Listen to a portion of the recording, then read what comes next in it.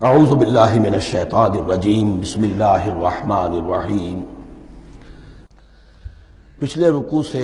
مناسک حج کا تذکرہ شروع ہو چکا تھا، اور اس کے ضمن میں خاص طور پر یہ کہ اگر کوئی حج کا احرام باندھ کر یا عمرے کا احرام باندھ کر سفر شروع کر دے اور کہیں درمیان میں ایسی رکاوٹ پیش آ جائے کہ اسے احرام کھولنا پڑے بغیر عمرہ کیے اور بغیر حج کیے، تو اس صورت میں کیا قواعد و ضوابط ہیں۔ اب جو یہ رکوع ہے 25واں، اس میں حج کا اصل فلسفہ، اس کی اصل حکمت، اس کی اصل روح کا بیان ہے۔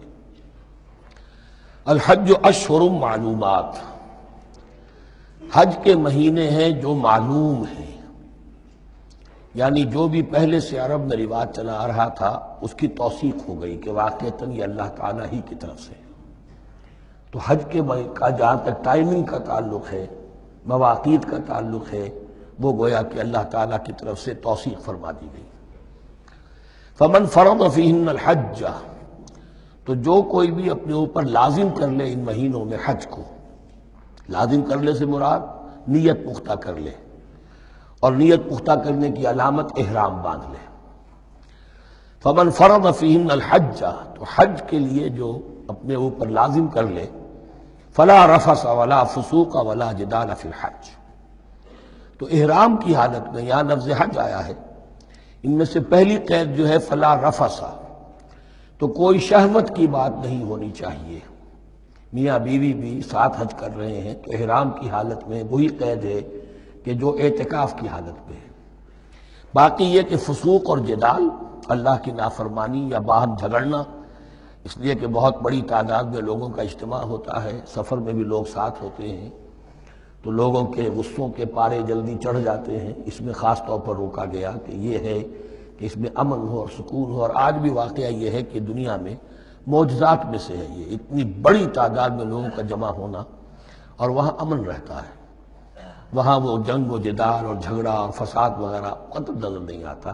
یا تو یہ کہ پچھلے دنوں میں کچھ سیاسی اعتبار سے کوئی مہمیں اٹھائی گئی ہیں، یا یہ کہ کچھ چور اچکوں نے بھی جانا شروع کر دیا ہے وہاں پر، لیکن جھگڑا اور جو گالم گلوچ کی نوبت ہم نے اپنے آنکھوں سے نہیں دیکھی، اسے 5-6 مرتبہ حج کی سعادت حاصل ہوئی ہے۔ فلا رفث ولا فسوق ولا جدال فی الحج وما تفعلوا من خیر یعلمہ اللہ، اور جو خیر بھی تم اس کے دوران کرو گے اللہ کے وہ علم میں ہوگا۔ نوافل پڑھ رہے ہو، اضافی طواف کر رہے ہو، کوئی اور بھی جو کام کر رہے ہو، تو اس میں کسی اور کو دکھانے کی ضرورت نہیں ہے، اپنے خاموشی کے ساتھ انسان وہ اپنی جو بھی نیکی مزید کما سکے کمائے، جو بھی مناسک حج ہیں ان پر مستضاد۔ وَتَزَوَّدُوا فَإِنَّ خَيْرَ الزَّادِ التَّقْوَىٰ، اور سفر کے لیے زاد راہ ساتھ لے لیا کرو، اور بہترین زاد راہ تقویٰ ہے۔ اب اس آیت کے دو معنی لیے گئے ہیں، ایک تو یہ کہ بہترین زاد راہ تقویٰ ہے، یعنی سفر میں آپ نے زاد راہ خرچ کی شکل میں تو لے لیا، تقویٰ ہے نہیں، پھر کیا ہوگا؟ وہ تو صرف پیسہ خرچ کرنے کے لیے اچھا احرام لے لیں گے، اچھی جگہ لے لیں گے قیام کی، تو تقویٰ اگر نہیں ہے تو وہ حج تو حج ہی نہیں ہوگا۔ لیکن اس کا ایک دوسرا مفہوم جو ہے وہ بھی بہت اہم ہے کہ اگر انسان خود اپنا زاد راہ ساتھ نہ لے تو پھر وہاں مانگنا پڑتا ہے، تو تقویٰ سے مراد یہاں ہے سوال سے بچنا۔ بہتر یہ ہے کہ زاد راہ لے کر چلو، اور یہ کہ اس کے لیے تمہیں کسی کے سامنے سائل نہ بننا پڑے۔ اگر تم صاحب استطاعت نہیں ہو تو حج تم پر فرض ہی نہیں ہے۔ خام خواہ کو ایک شے جو تم پر فرض نہیں ہے اس کے لیے وہاں جا کر بھیک مانگنا، یا یہاں سے بھیک مانگ کر یا چندہ لے کر جانا، یہ تو قطعاً غلط حرکت ہے۔ وَتَزَوَّدُوا فَإِنَّ خَيْرَ الزَّادِ التَّقْوَىٰ وَاتَّقُونِ يَا أُولِي الْأَلْبَابِ، اور یقیناً میرا ہی تقویٰ کرو، مجھ ہی سے ڈرو اے ہوش مندو۔ لَيْسَ عَلَيْكُمْ جُنَاحٌ أَن تَبْتَغُوا فَضْلًا مِّن رَّبِّكُمْ، اس میں تم پر کوئی حرج نہیں ہے، کوئی گناہ نہیں ہے کہ تم حج کے سفر کے دوران اپنے رب کا فضل بھی تلاش کرو۔ آدمی ہندوستان سے پاکستان سے جا رہا ہے، اسے ایسی اجناس لے جائے تجارت کے لیے جو وہاں پر بیچ کر کچھ نفع حاصل کر لے، تو یہ تقویٰ کے منافی نہیں ہے۔ اگر وہاں پر کوئی کاروبار کر سکو کرو۔ فَإِذَا أَفَضْتُم مِّنْ عَرَفَاتٍ، تو پھر جب تم عرفات سے واپس لوٹو، اس لیے کہ اصل حج جو ہے وہ عرفہ ہے، الحج العرفہ۔ حج کے بقیہ تمام مناسک رہ جائیں، صرف عرفہ میں شمولیت ہو جائے، قیام عرفہ میں، تو حج ہو گیا۔ باقی جو چیزیں رہ گئی ہیں اس کا جو بھی اس کا کفارہ ہے، اس کا جو دم دینا ہے وہ دے دیا جائے۔ لیکن عرفہ سے اگر آدمی رہ گیا عرفات کے قیام سے تو پھر حج نہیں ہوا۔ اب یہاں سے جب لوٹتے ہو تو فاذکروا اللہ عند المشعر الحرام، یہ ٹائم ٹیبل نوٹ کر لیجئے کہ اصل میں 8 کی شام کو مکے سے نکلتے ہیں 8 ذی الحج کو، اور رات منی میں گزارتے ہیں۔ پھر 9 کا دن ہے اصل یوم عرفہ، 9 ذی الحج، صبح کو نکلتے ہیں، قافلے چلتے ہیں، اور کہیں دوپہر تک، اور دوپہر سے بھی ہو سکتا ہے تاخیر ہو جائے، لیکن کوشش ہوتی ہے کہ ظہر سے پہلے پہنچ جایا جائے، لیکن ظہر اور عصر دونوں ملا کر پڑھ لی جائیں عرفات میں داخل ہونے سے پہلے۔ اس لیے جو مسجد ہے عرفات کے میدان سے ملحق وہ عرفے کے اندر شامل نہیں ہے، وہ اس کی حدود سے باہر ہے۔ تو اصلیے اس کا افضل یہی ہے کہ ظہر اور عصر ملا کر وہاں پڑھی جائیں، اور اس کے بعد سے غروب آفتاب تک قیام ہے، وہ عرفات کا قیام ہے، اس میں کوئی نماز نہیں، یعنی جو روایتی جو عبادت ہے اس کے سب دروازے بند۔ اب تو اگر دعا کی آپ کے اندر ایک روح پیدا ہو چکی ہے، اپنے رب سے ہم کلام ہو سکتے ہیں، اور آپ کو حلاوت مناجات حاصل ہو گئی ہے، تو دعا مانگتے رہیے، بس یہی ہے دعا۔ قیام عرفہ جو ہے کھڑے ہو کر بیٹھے ہوئے جس طرح بھی ہو اللہ سے مناجات کرو، یا پھر یہ کہ اگر اس میں کبھی ہو جائے کسی وجہ سے تو آدمی تلاوت کرے، لیکن یہ کہ عام نماز نہیں۔ فَإِذَا أَفَضْتُم مِّنْ عَرَفَاتٍ فاذكروا اللَّهَ عِندَ المشعر الحرام، یہ مزدلفہ کا قیام ہے، 9 کی شام کو مغرب کی نماز کا وقت ہو چکنے کے بعد وہاں سے روانگی ہے، لیکن وہاں مغرب کی نماز پڑھنے کی اجازت نہیں ہے۔ اب جاؤ اور مغرب اور عشاء دونوں جمع کرو اس میں مشعر حرام یعنی مزدلفہ میں۔ وَاذْكُرُوهُ كَمَا هَدَاكُمْ، اور یاد کرو اسے، ذکر کرو جیسے کہ تمہیں اس نے ہدایت دی ہے۔ اس سے مراد ہے کہ جو کچھ اللہ کے رسول نے تمہیں سکھایا ہے، ذکر کے جو طور طریقے ہیں، اس کے لیے جو بھی طریقے ہیں وہ اللہ نے ہدایت دی اپنے رسول کے ذریعے۔ وَإِن كُنتُم مِّن قَبْلِهِ لَمِنَ الضَّالِّينَ، اور یقیناً اس سے پہلے تو تم گمراہ لوگوں میں سے تھے، تمہیں معلوم نہیں تھا، حج کی شکل باقی رہ گئی تھی، اس کی روح ختم ہو گئی تھی، اس کے مناسک میں بھی تم نے رد و بدل کر دیا تھا، وہ آگے آ رہا ہے۔ ثم افیضوا من حیث افاض الناس، پھر پلٹو وہیں سے جہاں سے کہ سب لوگ پلٹتے ہیں۔ قریش نے یہ کہا تھا کہ ہماری خاص حیثیت ہے کہ ہم تو منی ہی میں مقیم رہیں گے، باہر سے آنے والے لوگ عرفات جائیں اور عرفات سے پھر واپس لوٹیں، یہ سارے مناسک ہمارے لیے نہیں ہیں، ہم تو مکے والے ہیں، اور ہماری شان یہ ہے کہ ہم عرفات نہیں جائیں گے، منی ہی میں قیام رہے گا۔ یہاں بتایا گیا کہ یہ تم نے غلط بات ایجاد کر لی ہے، ثم افیضوا من حیث افاض الناس، جہاں سے سب لوگ لوٹتے ہیں یعنی میدان عرفہ سے، وہیں سے لوٹیں۔ واستغفر اللہ، اللہ سے استغفار کرتے رہو، ان اللہ غفور رحیم، یقینا اللہ بخشنے والا رحم فرمانے والا ہے۔ فَإِذَا قَضَيْتُم مَّنَاسِكَكُمْ، اور جب تم اپنے یہ مناسک ادا کر لو، پورے کر لو، فاذکروا اللہ کذکرکم آباءکم، تو اب اللہ کا ذکر کرو جیسے کہ تم اپنے آباء و اجداد کا ذکر کرتے رہے ہو، جس شد و بد کے ساتھ۔ وہاں یہ ہو گیا تھا کہ پھر بنا میں جب یہ ٹھہرتے تھے تو اپنے آباء و اجداد کے قصیدے بیان کیے جا رہے ہیں، جیسے ہمارے ہاں ہوتا ہے، جو دیہاتی لوگ ہوتے ہیں، راجپوت لوگ ہوتے ہیں، ان کے میراثی ہوتے ہیں، اسی طرح وہاں شعراء ہوتے تھے قبائل کے، وہ ان قبیلوں کی مدح بیان کرتے تھے، ان کے بڑے بزرگوں کی، اسلاف کی جو ہے عظمت بیان کرتے تھے۔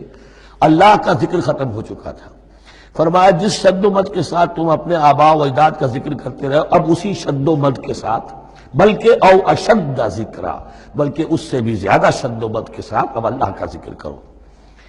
فَمِنَ النَّاسِ مَن يَقُولُ رَبَّنَا آتِنَا فِي الدُّنْيَا وَمَا لَهُ فِي الْآخِرَةِ مِنْ خَلَاقٍ، لوگوں میں سے وہ بھی ہیں جو یہی کہتے رہتے ہیں رب ہمیں دے دے دنیا ہی میں، ایسے لوگوں کے لیے آخرت میں کوئی حصہ نہیں ہے۔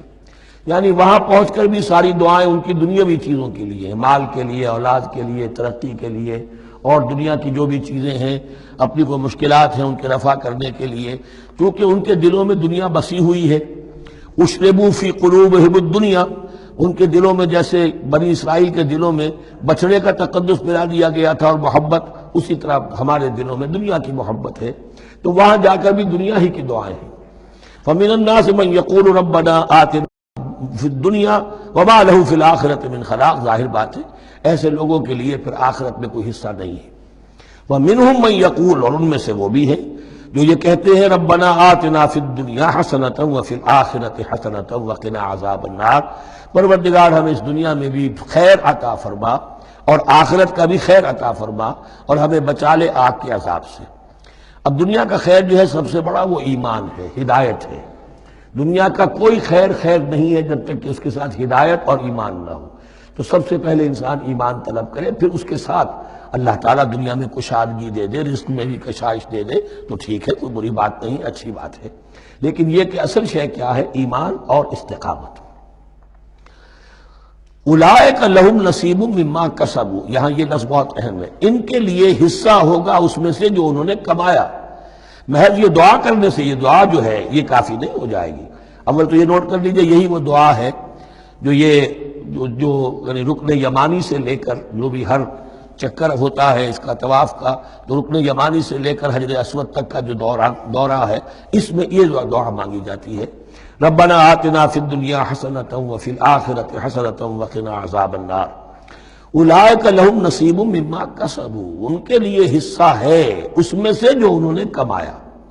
اچھا، اس میں سے جو انہوں نے کمایا، اس میں سے کہ وہ تو سارا ملنا چاہیے،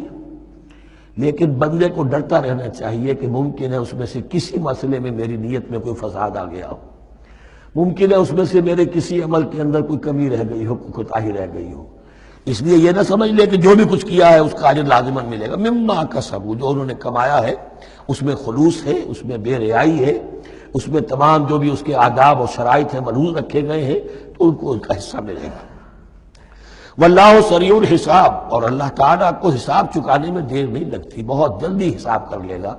اب تو ہمارے سامنے نقشے موجود ہے، کمپیوٹرز ہیں، کتنی جلدی حساب ہو جاتا ہے، تو اللہ کے ہاں تو پتہ نہیں کیسا سپر کمپیوٹر ہوگا کہ اسے حساب نکالنے میں دیر نہیں لگے گی۔ وَاذْكُرُوا اللَّهَ فِي أَيَّامٍ مَّعْدُودَاتٍ، اور ذکر کرو اللہ کا گنتی کے چند دنوں میں۔ یہ لفظ یہاں پر پھر آ گیا ہے اس بات کی وضاحت کے لیے جو میں نے عرض کیا تھا کہ ابتدائی جو حکم تھا روزے کا، ایام معدودات، وہ 3 دن کے روزے تھے، اس لیے کہ یہاں بھی معدودات کا لفظ آیا ہے، فی ایام معدودات، اور سب کو معلوم ہے یہ 3 دن ہیں، 11ویں 12ویں 13ویں تاریخ جو ہے ذی الحج کی، کہ پھر یوم نحر کے بعد 3 دن یہاں پر قیام ہے، مبیت ہے، وہ 3 دن ہے ایام معدودات۔ فمن تعجل فی یومین، تو جو کوئی 2 دن ہی میں جلدی سے واپس آ جائے، فلا اثم علیہ، یعنی 3 دن پورے نہیں کرتا، 2 دن ہی میں واپسی کو اختیار کر لیتا تو کوئی گناہ اس پر نہیں ہے۔ ومن تاخر، اور جو پیچھے رہے یعنی 3 دن کی مقدار پوری کر لے، فلا اثم علیہ لمن اتقی، تو اس پر بھی کوئی گناہ نہیں، لیکن شرط ہے تقوی۔ جو 2 دن میں چلا گیا تقوی تھا تو بھی اللہ تعالیٰ کے ہاں اس کا اجر محفوظ ہے، جو 3 دن رہا تقوی ہے، تیسرے دن اس نے کچھ اور ہی حرکتیں نہ شروع کر دی ہوں، جی اکتایا ہوا ہے اور طبیعت کے اندر جو ہے وہ ٹھہراؤ نہیں ہے، تو وہ تیسرا دن اس کے لیے کوئی خاص مفید نہیں ثابت ہوگا۔ لیکن یہ کہ اصل شے جو ہے اللہ کے ہاں جو چیز کے شرط لازم ہے قبولیت کے لیے وہ تقوی ہے۔ لمن اتقی واتقوا اللہ واعلموا انکم الیہ تحشرون، اور اللہ کا تقوی اختیار کرو اور یہ مستحضر رکھو اپنے ذہن میں کہ تمہیں اسی کی جانب جمع کر دیا جائے گا، تم سب کے سب ہانک کر لے جاؤ گے اسی کی جناب میں۔ صدق اللہ العظیم۔